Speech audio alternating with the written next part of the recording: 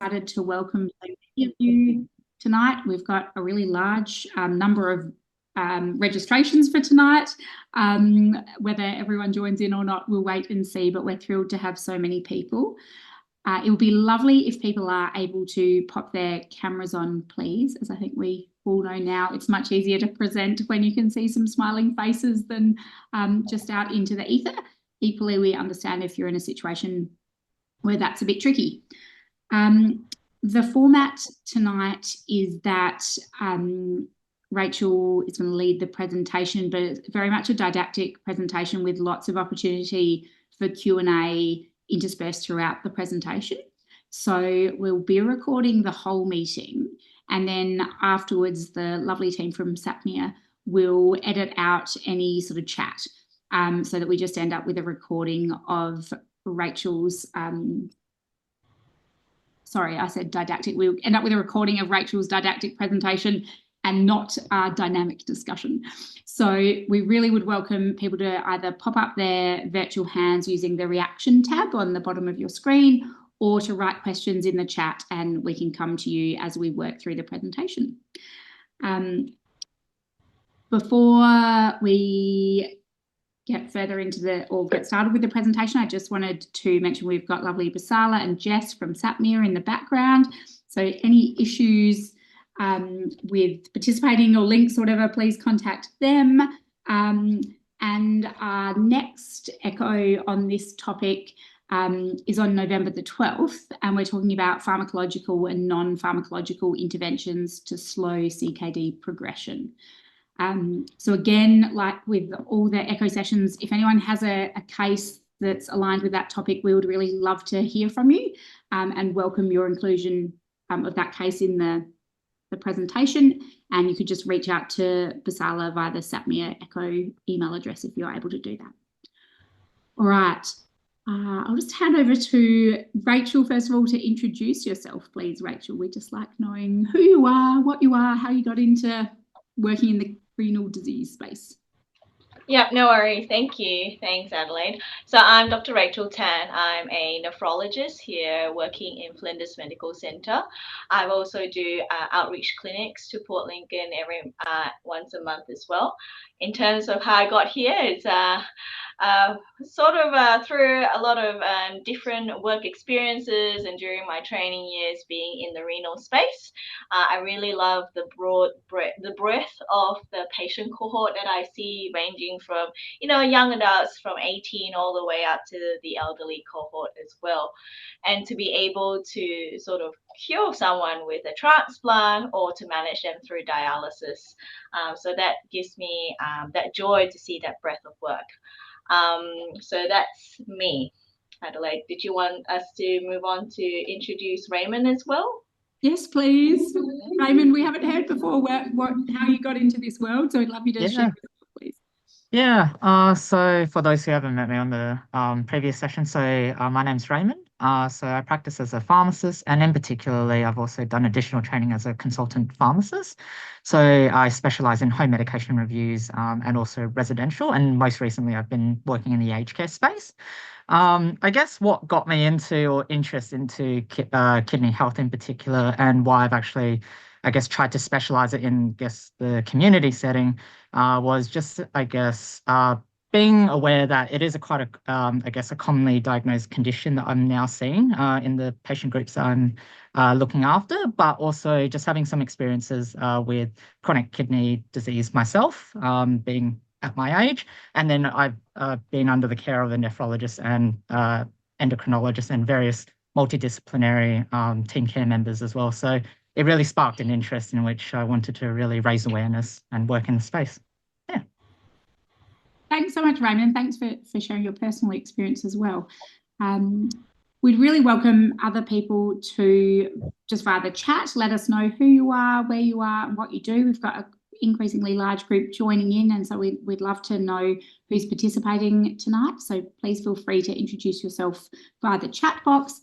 And otherwise, I'll hand over to Rachel to start with the presentation. Thanks so much, Rachel. No worries, thank you.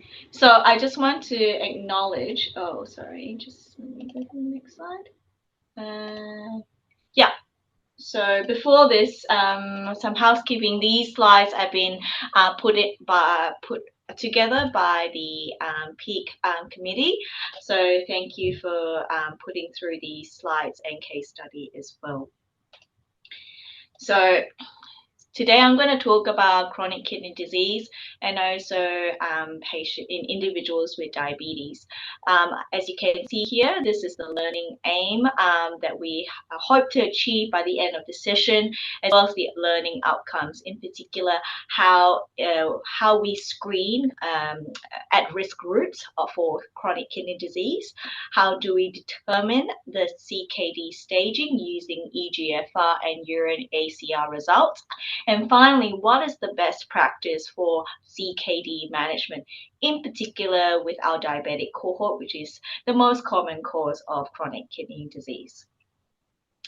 So moving on to chronic kidney disease, how do we define this? So it is defined two ways. Firstly, it needs to have an estimated or measured GFR of less than 60 mils per minute per body, 1.7 meters squared, that is present for at least 3 months with or without evidence of kidney damage. Kidney damage meaning albuminuria, hematuria as well, which is listed below. Below, however, is regardless of the type of GFR level, if there is albuminuria, hematuria, or any structural abnormalities or pathology, the earlier we detect someone with chronic kidney disease, we can actually manage them appropriately and reduce their deterioration of their kidney function by about up to 50%. Given Raymond might chime in as well, there's actually more anti-proteinuria agents that we have in the market apart from just your routine ACE inhibitors and ARBs, which we will talk about later. So we can implement all these for our patients with chronic kidney disease, with or without diabetes, depending on the PBS criteria, and so to reduce that progression of chronic kidney disease and improve their albuminuria as well. CKD also is associated with cardiovascular risk. So improving CKD management also improves cardiovascular risk. So this is the traffic light table that I was talking about. So this combines the GFR stage on the left with the albuminuria stage across. And as you can see here, it gives you that very visual idea where he would sit. So with Pete's results, which is a GFR around 50, and he had macroalbuminuria, which is a urinary ACR of 30. When you convert this, you can do a 24-hour urine, but we don't do that because it's quite troublesome for our patients. So, but we can relatively convert this to 300 milligrams to associate that with macroalbuminuria. And you can see here, he is actually in the red zone. So this is what I would have and when I counsel my patients with chronic kidney disease as well, so they can see quite visually where they sit on the table. This then helps to move on to the action plan, which is available in, I think, the primary care handbook or the CKD Go app.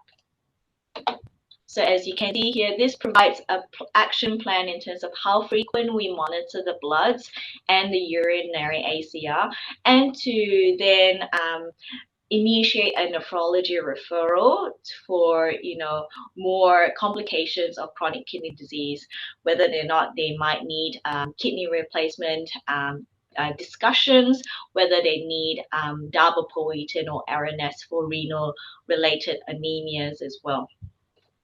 So with the RED clinical action plan, the frequency review is every 1 to 3 months. And we'll need to address other associated risk factors, like I mentioned, including cardiovascular risk factors as well. Depending on the GFR, we might need to also initiate, goals of care and in terms of whether it is someone who is 30 with a GFR of 20, then that would necessitate an urgent referral to a nephrologist. If it's someone who is elderly, can be prescribed when you first meet the patient. The question is which drug and when to check it again. Because it's a blank canvas for Peter. So first is lifestyle modification. So here is a table, just a general health check we give our patients. Firstly is dietary pattern as well. We know that plant-based diets have associated with reduced risk of chronic kidney disease. Fluid intake, we always tell patients to drink water as fluid of choice. Obviously, if someone has heart failure, they will need to drink up to their fluid restriction. But for someone with only chronic kidney disease, we would suggest for them to drink water to thirst. We don't actually have a number to give, but some patients prefer, I normally say 1.5 to 2 liters a day for water. In terms of salt, we would suggest salt restriction to less than 5 grams a day. And this again goes into the healthy dietary patterns to avoid, processed foods and also canned foods as well, because they have a lot of preservatives. And finally, with ultra processed foods at the bottom. So next is Peter has hypertension, which we would need to address. The question is, what should the blood pressure target be? Any ideas?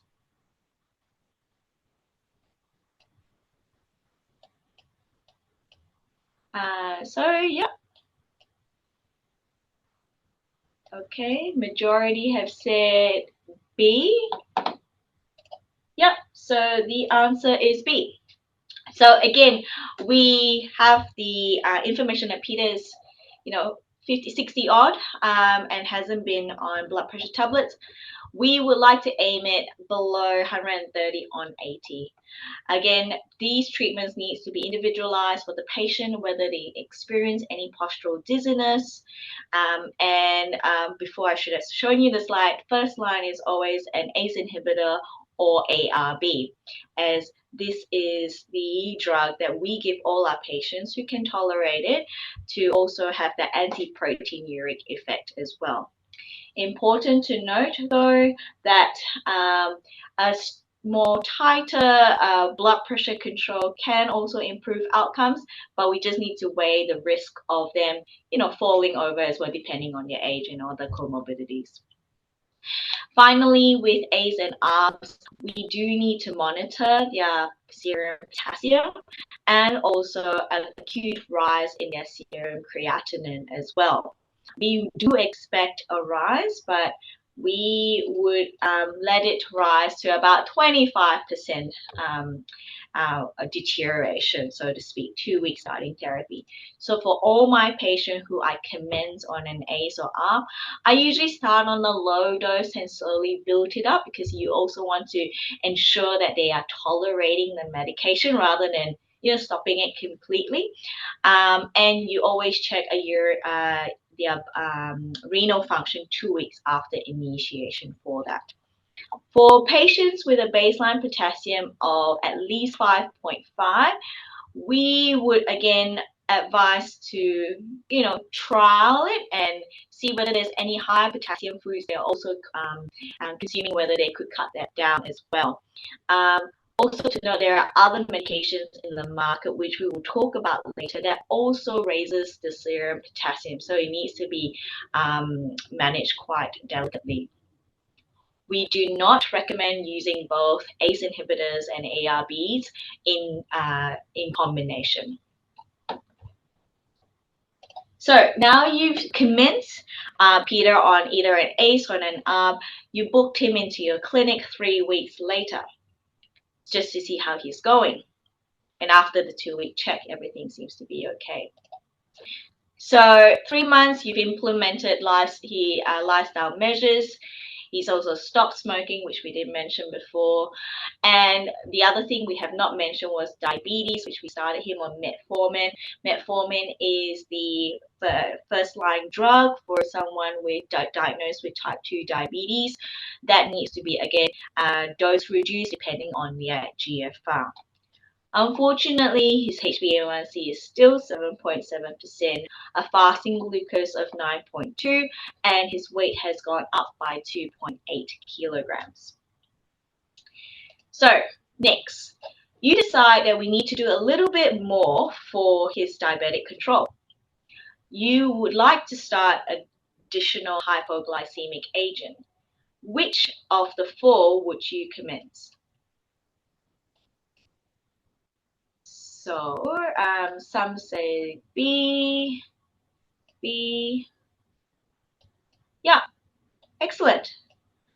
So there is a few A's there, B or D. Yeah. Okay, excellent.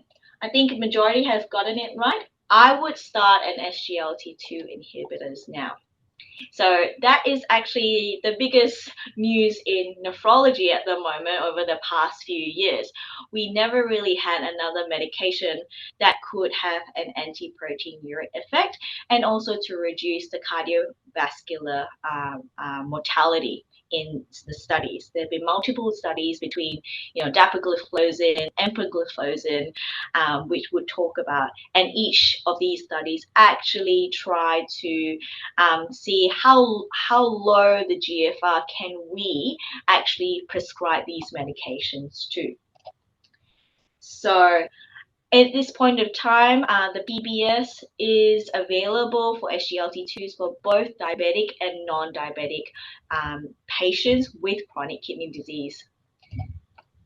So these are the commonly used diabetic medications. Just to go back, someone did mention about sulfonylureas.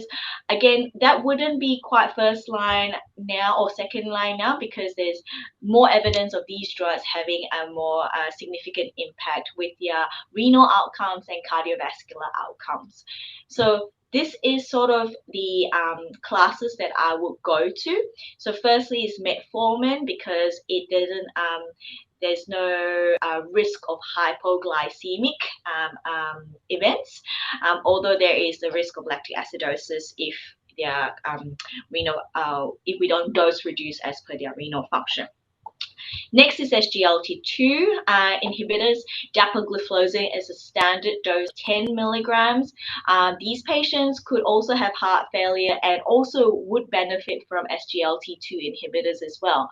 Although we don't know what Peter has, but most of your patients are comorbid. They might have heart failure with, reduced ejection fraction, diabetes, and hypertension. And SGLT2 inhibitors can work in a few ways.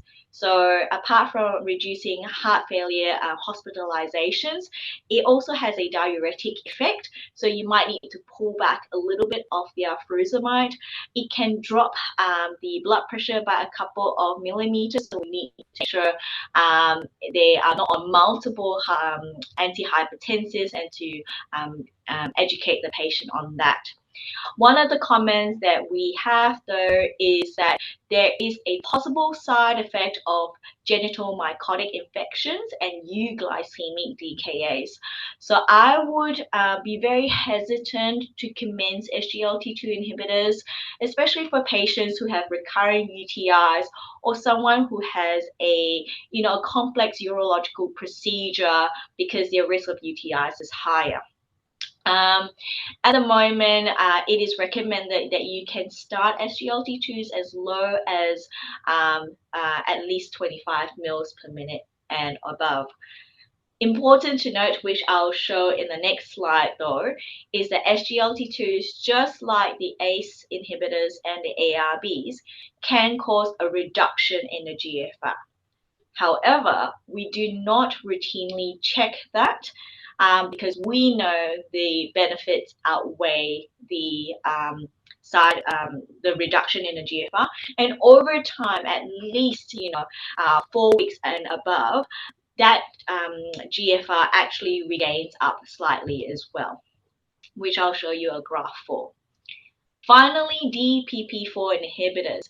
Again, as a nephrologist, my go-to is linagliptin because most of my patients have a CKD 3 and below, and linagliptin is not renally it's not renally cleared, so hence they don't have a risk of hypoglycemia. It is not suitable here for patients with a history of pancreatitis and also those with in conjunction with a sulfonylurea as well. So you have other medications. As I mentioned, sulfonylureas, we do used to use it quite a bit, but now with the knowledge and evidence of SGLT2s, we are not using sulfonylureas as much. And GLP-1 receptor agonist, which is your Ozempics. Again, I'll talk about a study. There is potential cardiovascular benefits and also renal benefits as well. Finally is your insulin, which we try to use all the oral hypoglycemic agents first before going on to insulin, because we know the side effect is weight gain and we actually don't want them to gain too much weight. One thing to note with your patients, if their insulin requirements is getting less and less, you have to think whether it could be that the GFR is getting worse because it is renally cleared and therefore they need less insulin in their system when their GFR declines as well. So there's a risk of hypoglycemia with GFR reduction. And finally is the non-steroidal mineral corticoid antagonist. So how I think of it is like second generation spironolactone, which is finerenone. Again, it's not recommended for patients with a GFR of less than 25 mils per minute. There is a study that's out there that is indicated for diabetic kidney disease, but just as like spironolactone, it does cause hyperkalemia. So when you're using this agent with, an ACE or an ARB, you need to make sure their serum potassium is well controlled. And finally, we do not recommend using both spironolactone and one of these newer agents together. You might see this agent more in the heart failure space as well. So SGLT2 inhibitors, this PBS criteria, this is the authority streamline code specifically for chronic kidney disease, and that there highlights what is the criteria for that. As you can see, is the GFR as low to 25 mils per minute up to 75 with albuminuria, and they must be stabilized already at least 4 weeks on either an ACE inhibitor or an ARB. We do not use it in combination with another SGLT2. So if your patient's already on empagliflozin, you wouldn't just add another dapagliflozin on top of that. And we do not recommend to initiate if your GFR is less than 25 mils per minute. And for initiation, I think it has to be a nephrologist, but after that, it can be ongoing supply by nurse practitioners. There are other SGLT2 PBS criteria or streamline codes for other conditions, like I mentioned, with heart failure or with diabetes. So it's important to look through to see which one your patient is. I'll show you a graph for. Finally, DPP4 inhibitors.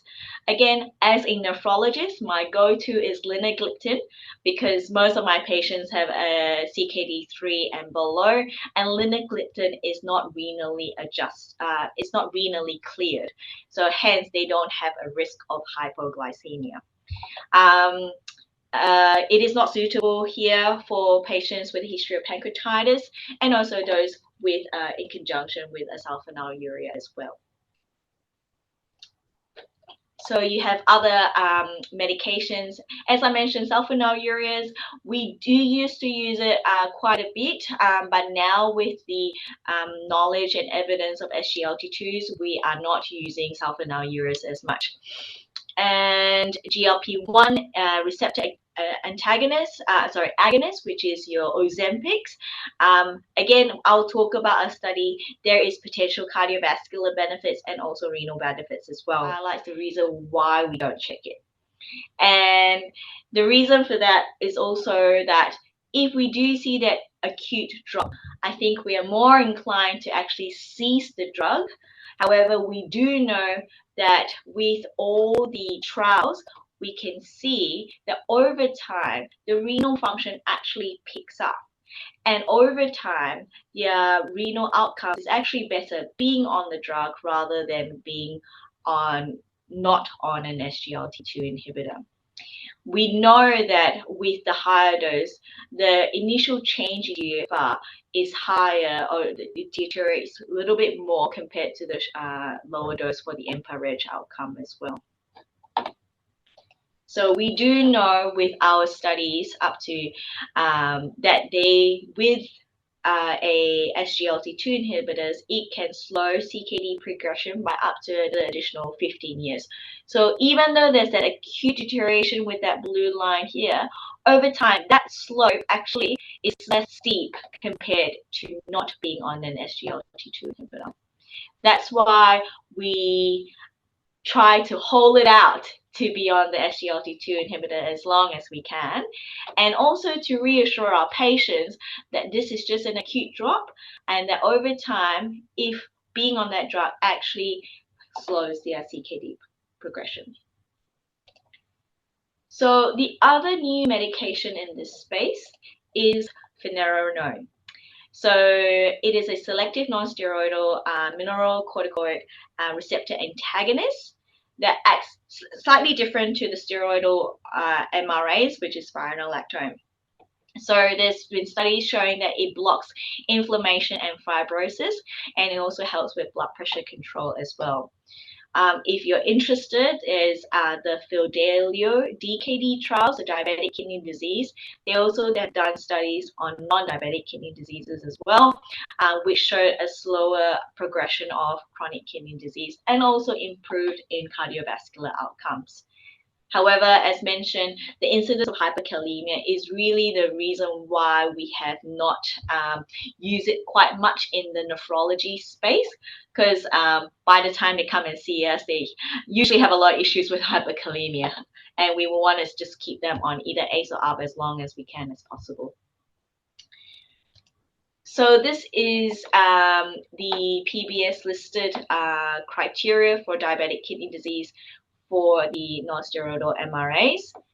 Again, you can see it goes as low as 25 mils per minute, up to 75 with albuminuria as well. Again, this is an add-on therapy. So first line should be your ACE and ARB, second line SGLT2s, and finally the finerenone. And because of the hyperkalemia, with this particular drug, you would want to monitor this quite closely. And we do not use this in combination with spironolactone. So that's there. Moving on to the next one is GLP-1 receptor agonist. So Ozempic has also taken space, especially first in the endocrine world, and now we're looking into diabetic kidney disease and chronic kidney disease as well. With this, you can see that GFR slope has reduced by 24% compared to placebo, and there are renal protective effects. Again, look, it's quite an early study. We know that weight and obesity has a risk factor for chronic kidney disease. But with Ozempic, we don't have enough stock at the moment, so we can't even prescribe that for our regular diabetic patients. So we actually haven't gone into this space for our CKD patients. Next question. So should Peter now be referred to a nephrologist? Yes, no, or maybe? Again, we don't have progress of how he's gone with the active management we've done so far. So we're assuming he's still having some macroalbuminuria, maybe a GFR of maybe 45 or 50. Yep. Okay, so it's between some Bs, mostly Cs. Yep, correct. So I agree. Maybe. So here is the guidelines for the nephrology referral, which you can find in the handbook. As I work in a country setting, it is very difficult to get appointments for our country patients. And so we do appreciate, if you think this is urgent, we can always try to organize a telehealth consultation. The other thing that always helps with our nephrology referrals, apart from the blood tests, a series of blood tests to look at the creatinine and GFR trend, the urinary ACR, is a renal tract ultrasound. Most of the time we see that patients could have obstructive uropathy that has not been picked up, or they was born with a single congenital kidney and was not aware of it. So that will also help with the triaging process based on your GFR and urinary ACR.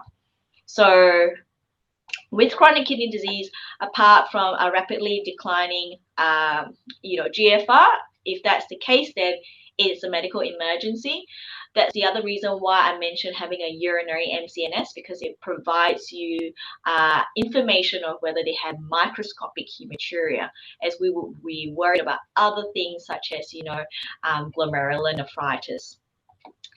If it's not, and it's a sustained reduction in your GFR of less than 30 and or a reduction by 25%, no more within 12 months with persistent proteinuria, then yes.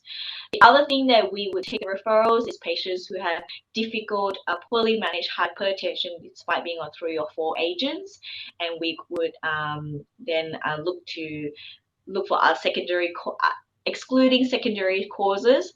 Then we would add other agents as well. And again, if you're not sure, ring your friendly nephrologist. So that actually concludes my talk. So take-home messages is early detection and management does make an impact to a patient's well-being because of all the other associated conditions such as cardiovascular disease and strokes. It is important to actively identify patients who are at risk with chronic kidney disease and to do baseline testing to see whether they do have chronic kidney disease. And finally, utilize the handbook that is provided, because it provides a good idea of the algorithm for initial detection, and also having that color-coded clinical action plans that will guide your management on CKD in the community. Finally, it's always easy to commence the key drugs in the community, such as an ACE or an ARB, while you wait for that nephrology referral, if that's what it's been referred to, because then we can see whether that has shown an improvement in your urinary ACR as well. And if someone with diabetic kidney disease, will be SGLT2s and finerenone, depending on their indication. Thank you very much. Rachel, what an amazing presentation. Thank you very much for guiding us through this world so comprehensively. I think every question I sort of wrote down, you then answered on the next slide. But we'd just love to open the floor now for questions. So if people wanted to just use that little React tab down the bottom, if you click on that,